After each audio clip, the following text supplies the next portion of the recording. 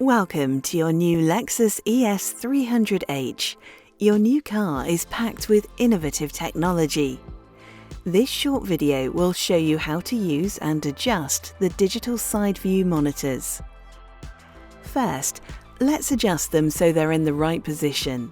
They're controlled using this switch on the armrest.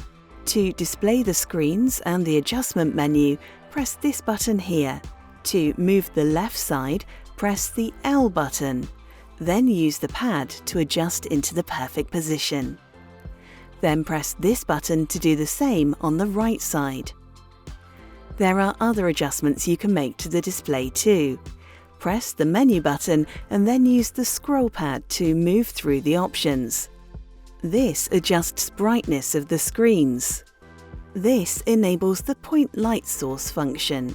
Use this when you want to reduce glare from the headlights of following vehicles.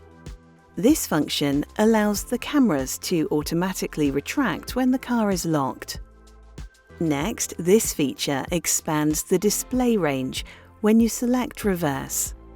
And this widens the view when the indicators are operated to reduce blind spots. This setting allows you to enable the visible distance guidelines on the display. Finally, this option allows you to adjust the angle of the image shown on the display.